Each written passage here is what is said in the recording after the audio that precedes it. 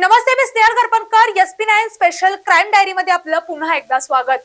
रुग्णालय जिथे विश्वास असतो, सेवा असते आणि जीव वाचवण्याची धडपड असते, पण या रुग्णालयात विश्वासाचं रूपांतर ब्लॅकमेल मध्ये झालं तर राजस्थानातील बाडमेर मध्ये घडलेल्या एका धक्कादायक प्रकरणाने संपूर्ण देशाचे लक्ष वेधून घेतले आहे. एका 65 वर्षीय डॉक्टराचा आरोप, रात्रपाळी करणाऱ्या एका नर्सने खाजगी फोटोच्या आधारे तब्बल 2 कोटी रुपयांची खंडणी उकळली. नेमकं काय घडलं? हा ब्लॅकमेलचा प्रकार होता की यामागे आणखी काही वेगळं सत्य दडलं आहे? पाहूया SP9 special police crime diary मध्ये. डिसेंबर 2026 मध्ये संबंधित महिला नर्स एका खासगी रुग्णालयात रुजू झाली. तिचा मासिक पगार होता केवळ 12,000 रुपये.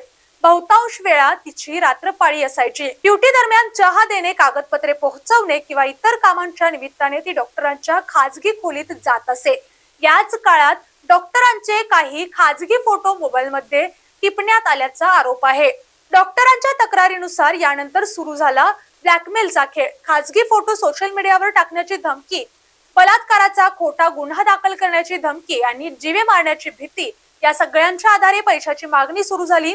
डॉक्टरांनी सामाजिक प्रतिष्ठा आणि रुग्णालयाची प्रतिमा जपण्यासाठी अनेक वर्ष शांतता बाळगण्याचा दावा केला आहे. त्यांच्या म्हणण्यानुसार 1-2 लाख नव्हे, तब्बल 2 कोटी रुपये दिले गेले. यामध्ये सुमारे 35 लाख रुपये बँक खात्यातून ऑनलाईन ट्रान्सफर झाल्याचा दावा आहे, तर उर्वरित रक्कम रोख स्वरूपात देण्यात आल्याचा आरोप करण्यात आला आहे. डॉक्टरांनी आणखी गंभीर आरोप केले आहेत. कोऱ्या धनादेशांवर, स्टॅम्प पेपरवर जबरदस्तीने स्वाक्षऱ्या घेतल्याचाही दावा करण्यात आला आहे. जर हे आरोप सिद्ध झाले तर हा केवळ ब्लॅकमेल नसून खंडणी, धमकी आणि फसवणुकीच्या गंभीर गुन्ह्यांचा विषय ठरू शकतो. डॉक्टरांच्या तक्रारीनंतर पोलिसांनी गुन्हा दाखल केला. संबंधित नर्सला अटक करण्यात आली. प्राथमिक कारवाई दरम्यान काही रोख रक्कम जप्त करण्यात आल्याची माहिती पोलिसांनी दिली. तपासामध्ये आता बँक व्यवहार, mobile data, call record, CCTV footage, कथित फोटो आणि आर्थिक व्यवहारांची सखोल चौकशी सुरू आहे. दुसरीकडे आरोपी नर्सने सर्व आरोप फेटाळले आहेत. तिचा दावा आहे डॉक्टर स्वतःच बचाव करण्यासाठी तिच्यावर खोटे आरोप करत आहेत.